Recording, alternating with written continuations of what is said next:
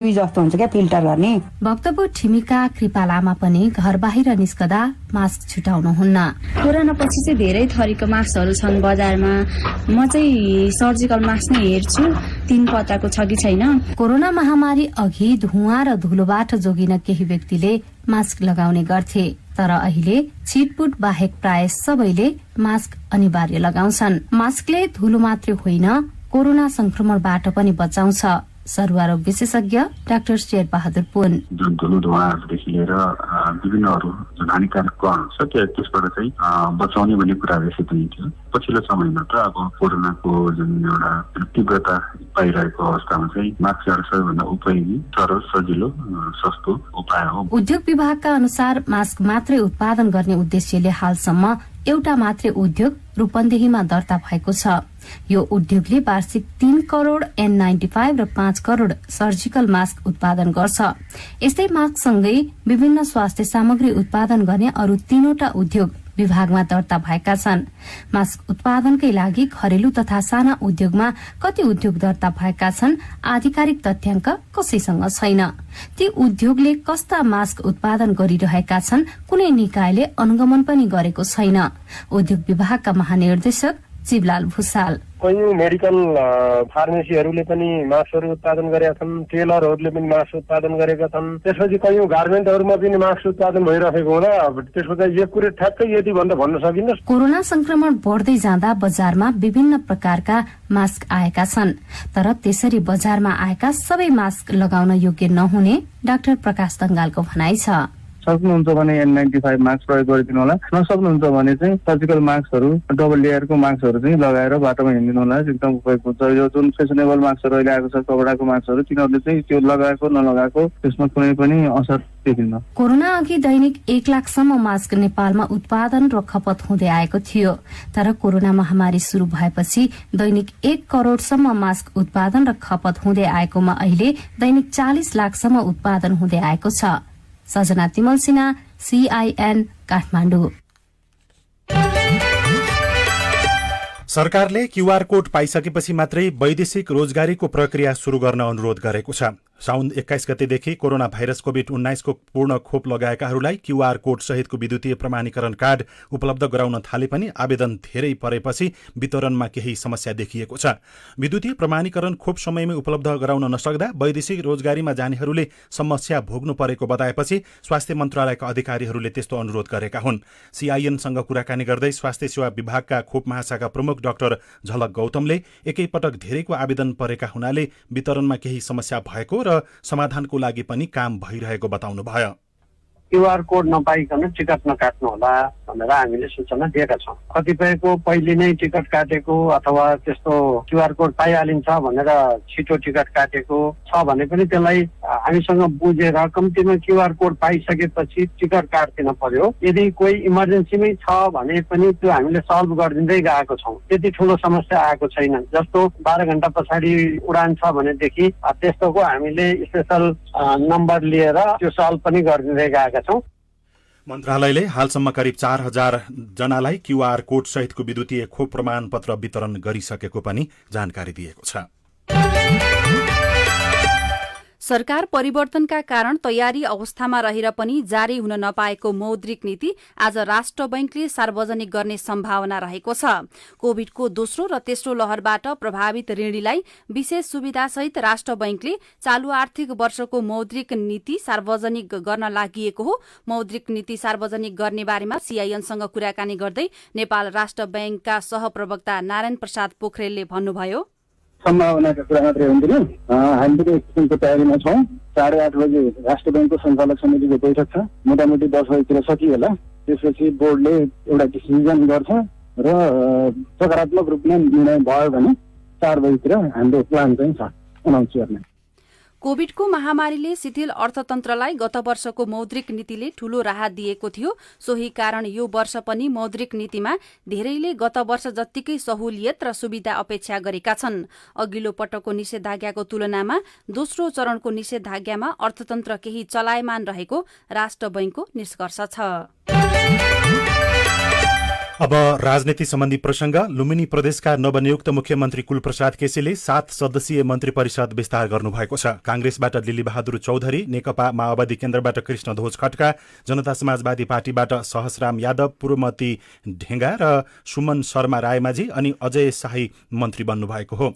चौधरी शहरी तथा ग्रामीण विकास, खड्का आर्थिक मामिला तथा योजना र यादवलाई भौतिक पूर्वाधार मन्त्रालयको जिम्मेवारी दिइएको छ भने अरू मन्त्रीहरूको जिम्मेवारी तोकिएको छैन। नवनियुक्त आर्थिक मामिला तथा योजना मन्त्री कृष्णध्वज खड्काले अघिल्लो सरकारको सकारात्मक कामलाई निरन्तरता दिइने सीआईएनसँगको कुराकानीमा बताउनुभयो। संसदमा भएका सबै राजनैतिक दलहरू हामी यसमा सम्मिलित छौँ, एमाले बाहेक। त्यसले गर्दाखेरिमा भोलिका अब अप्ठ्यारा दिनहरू भए पनि हामी यसलाई चाहिँ कर्मित रूपबाट अगाडि सहज ढङ्गले जान्छ भन्ने कुरा हो। अर्को हिजोको सरकारले जुन सकारात्मक कामहरू गरेका थिए, सकारात्मक कामहरूलाई हामी अगाडि बढाउँछौँ होइन। कमी कमजोरीहरू जे थिए त्यसलाई करेक्सन गर्ने हिसाबले जाँदाखेरिमा त्यस्तो समस्या पर्छ जस्तो लाग्दैन। नेकपा माओवादी केन्द्र र नेपाली कांग्रेसले चाहिँ आलो पालो सरकार चलाउने भन्ने सहमति गर्नुभएको हो। त्यसमा चाहिँ हाम्रो मोटामोटी त्यो स्थितिले हाम्रो छलफल भएको छ, गठबन्धनको हो। त्यसले गर्दा आलो पालो गरेर जाँदा उपयुक्त हुन्छ भन्ने कुरा हाम्रो बिचमा सामान्यतः छलफल भएको हो। खास कस्तो मूर्त रूप कसरी भन्ने कुरा पनि हामी फेरि छलफल गर्दै जान्छौँ। लुम्बिनी प्रदेश प्रमुख अमिक शेरचनले नेकपा माओवादी केन्द्रका केसीलाई मुख्यमन्त्रीमा हिजै नियुक्त गर्नुभएको थियो।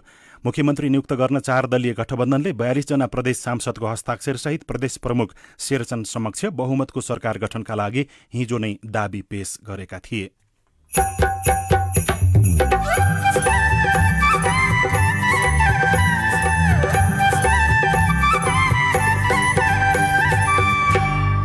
सामुदायिक सूचना नेटवर्क सीआईएन मार्फत देशभरि प्रसारण भइरहेको साझा खबरमा जलवायु परिवर्तनको असर हिमाली क्षेत्रमा देखिँदै, अत्यन्तै गर्मी, मानिसहरू साह्रै बिमारी पर्ने, घमौराहरू पनि पहिला यस्तो प्रकारले यति साह्रो यस्तो हालै पर्ने गरी आउँदैन थियो।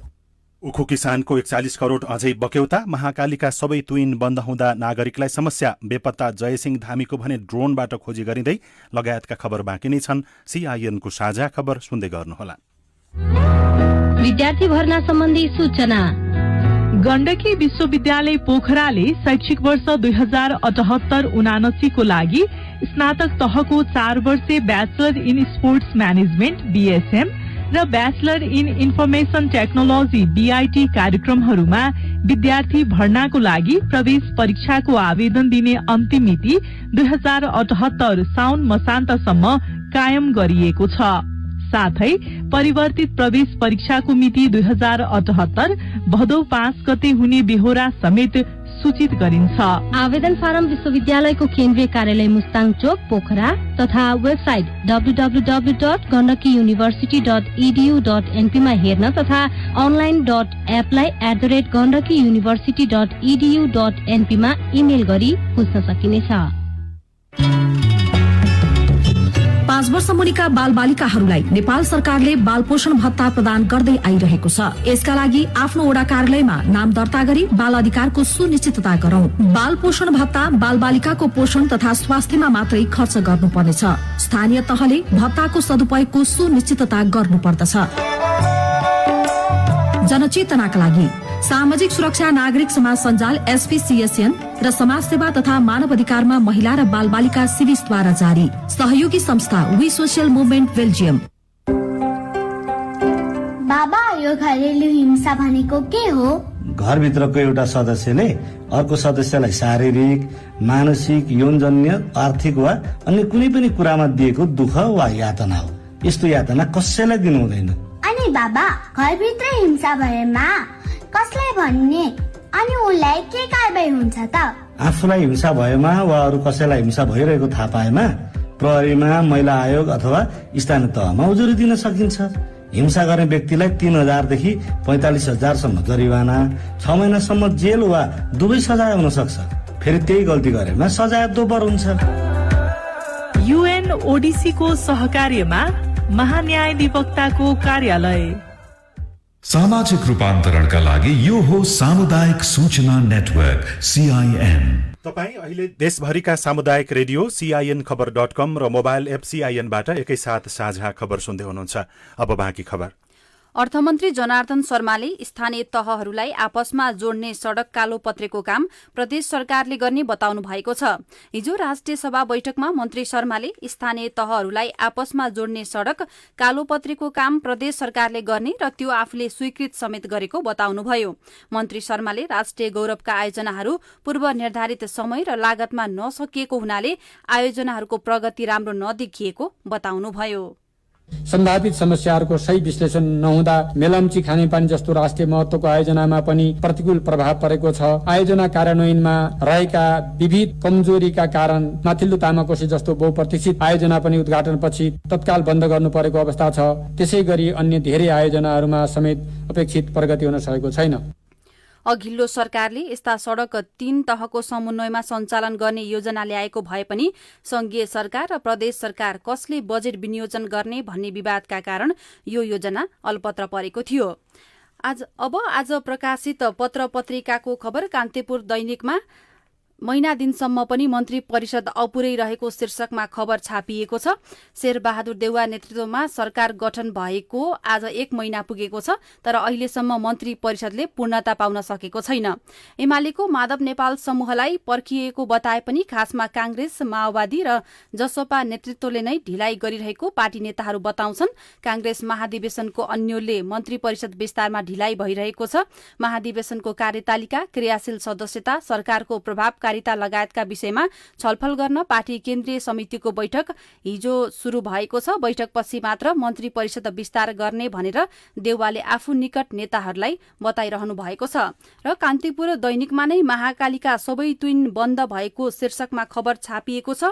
दार्चुलाको विकट ब्यासका बासिन्दालाई आफ्नै भूमि हुँदै सदरमुकाम आउजाउ गर्न समस्या भइरहेका बेला लुक्की छिपी तुइन मार्फत महाकाली तरेर भारतीय बाटो प्रयोग गर्ने विकल्प पनि बन्द भएको छ। भारतीय सशस्त्र सीमा बल एसएसबीका जवानले तुइन फुस्काइदिँदा ब्यासका युवक जयसिंह धामी बेपत्ता भएको घटनापछि भारतले महाकाली नदी पार गर्ने त्यस क्षेत्रका सबै तुइन बन्द गरेको हो। तुइन बन्द गरिएपछि नेपालतिरको घुमाउरो र बाढी पहिरोले क्षतिग्रस्त बाटो प्रयोग गर्नु परेको ब्यास 2 का राकेश बुढाथोकीले बताउनुभयो।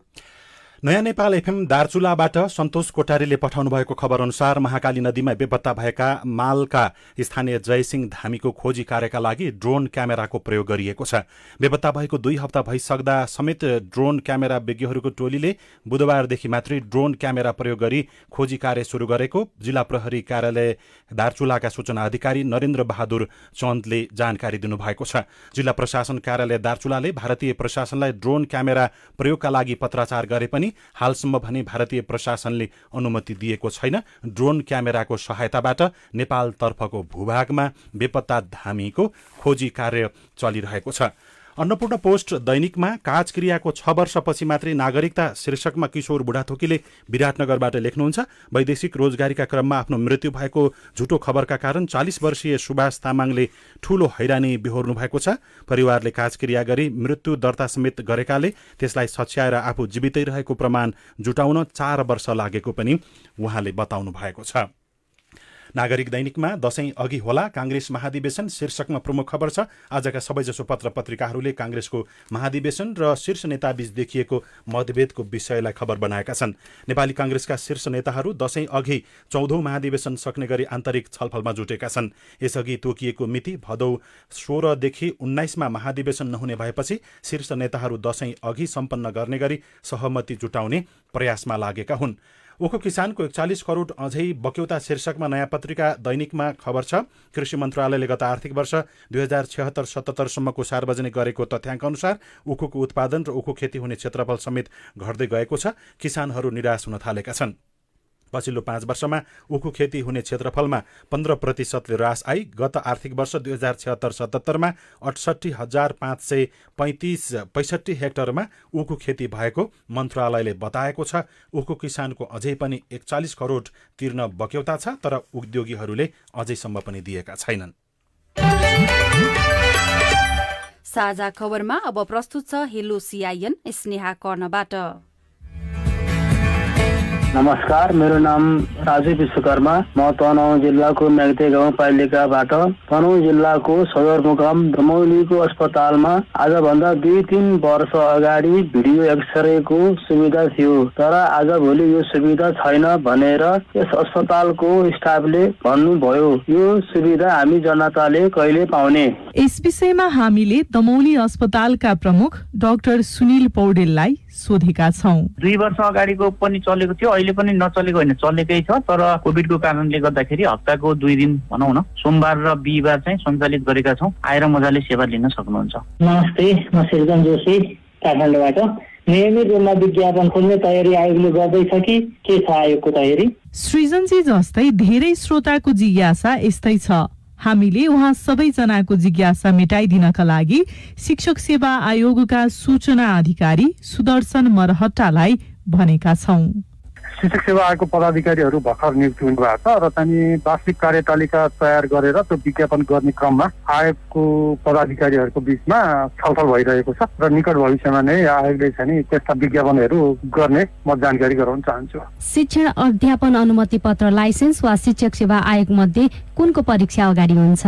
कुन चाहिँ गर्दाखेरि उपयुक्त हुन्छ भनेर आयोगले त्यस सम्बन्धमा चाहिँ आफ्नो कार्यक्रमलाई अगाडि बढाइरहेको छ, छलफल गरिरहेको छ र वार्षिक कार्ययोजना चाहिँ कार्यतालिका प्रकाशित गर्ने सोचाइमा गएको छ र वार्षिक कार्यतालिका आइसकेपछि कुन विज्ञापन कहिले हुन्छ, के हुन्छ भन्ने कुरो त्यसबाट नै विस्तृत जानकारी लिनु हुनको लागि चाहिँ म हाम्रा सरकारवाला साथीहरूलाई चाहिँ जानकारी गराउन चाहन्छु।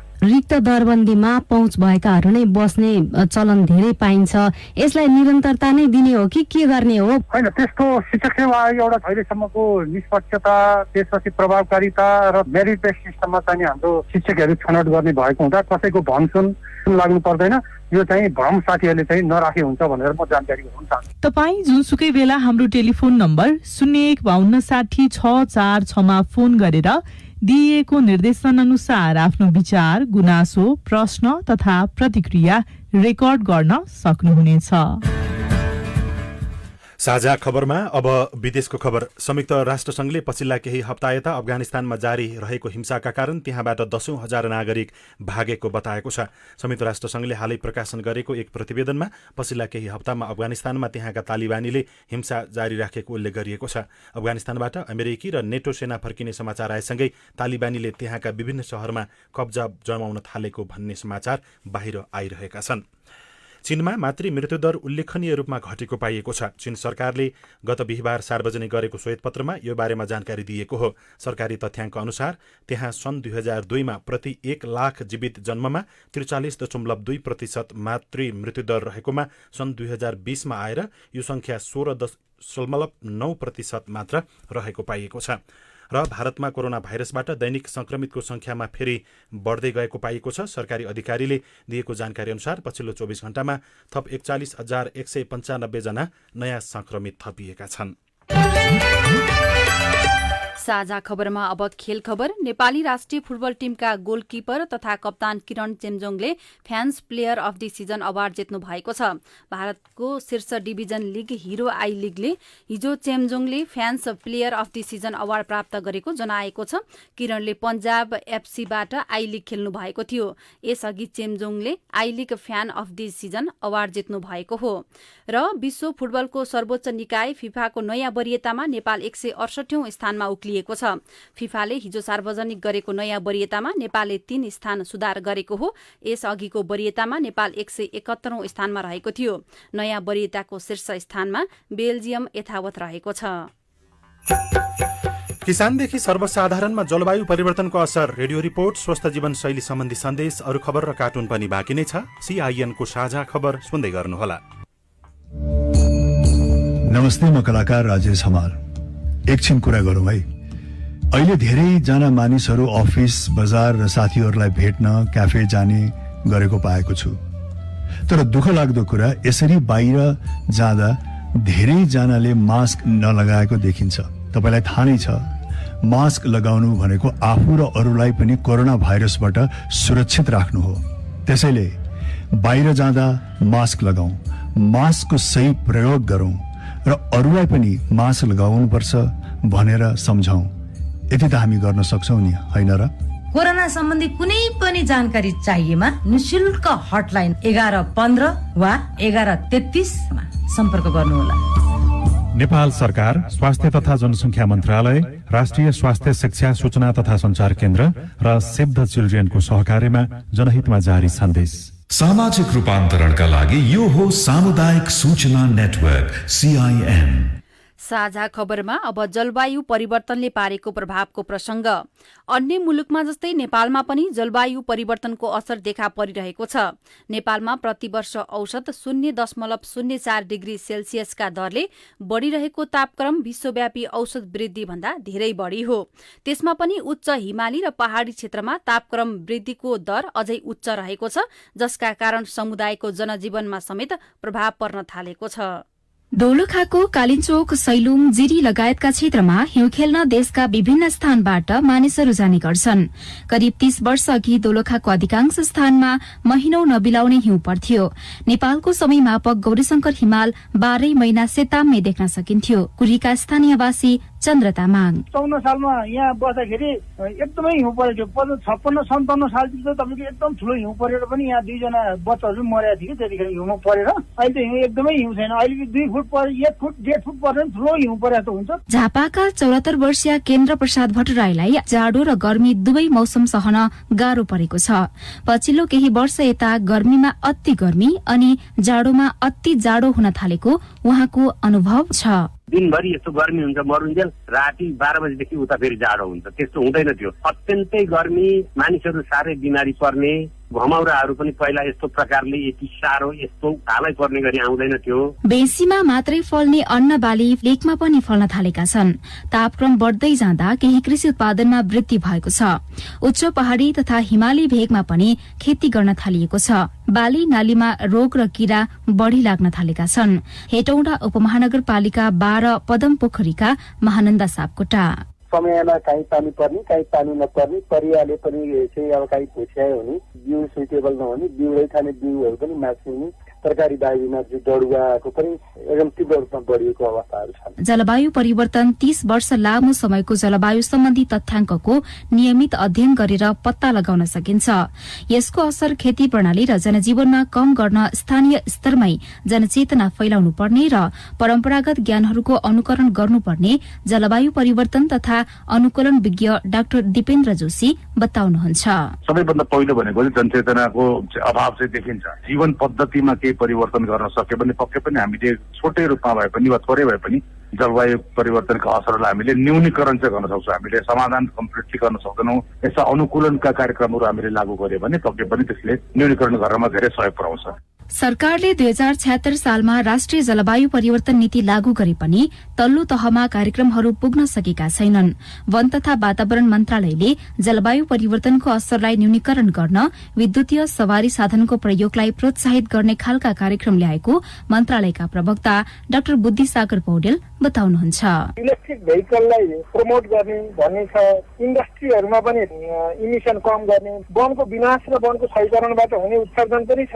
कृषि क्षेत्रमा पनि उत्सर्जन छ। लाइभ स्टकबाट चाहिँ यो चाहिँ नाइट्रोजन अनि लाइभ स्टक यो गोबर हैन यो चाहिँ मिथेन उत्पादन हुन्छ त्यहाँबाट। सरकारले शहर केन्द्रित कार्यक्रम, गोष्ठी, सभा सम्मेलनमा धेरै खर्च गरिरहेको छ भने अन्तर्राष्ट्रिय गैर सरकारी संस्थाहरू कागजी परियोजनामा मात्रै सीमित भइरहेका छन्। जलवायु परिवर्तनको पहिलो असर पर्ने किसान र आदिवासीको दैनिक जीवनमा अझै कार्यक्रमहरू पुग्न सकेका छैनन्। उषा तामाङ, CIN काठमाडौँ।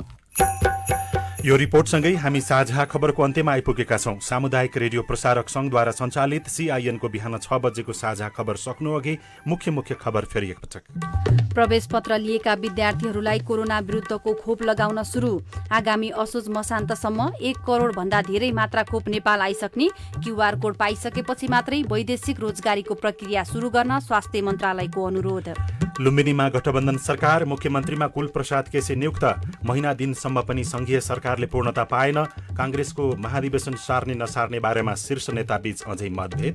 मौद्रिक नीति आज आउने सम्भावना। उखु किसानको 41 करोड अझै बक्यौता उता महाकालीका सबै तुइन बन्द हुँदा समस्या बेपत्ता जयसिंह धामीको ड्रोनबाट खोजी गरिँदै पछिल्लो केही हप्तामा अफगानिस्तानबाट 10,000 नागरिक विस्थापित चीनमा मातृ मृत्युदर उल्लेखनीय रूपमा घट्यो भारतमा कोरोना संक्रमित फेरि बढ्न थाले र फिफाको नयाँ वरियतामा नेपाल 168औं स्थानमा।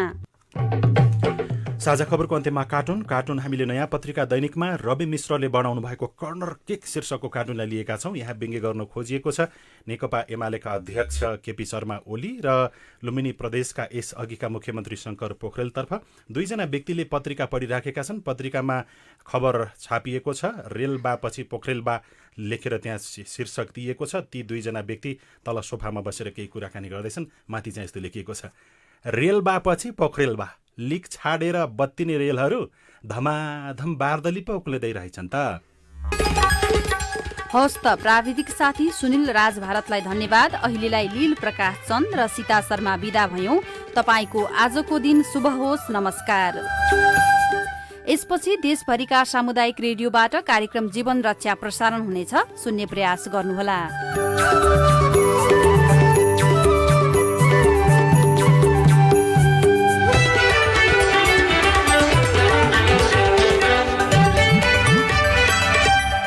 कोभिड-19 पहिलो डोज खोपको लागि स्वैच्छिक आवेदन फारम बारे अत्यन्त जरुरी सूचना। दिदी बहिनी दाजुभाइ सबैजना लगाऊ आफूसँगै अरूको नि जीवन बचाऊ। संक्रमण कम गर्ने सजिलो छ बाटो कोभिडको खोप लगाउन दर्ता गरौँ छिटो।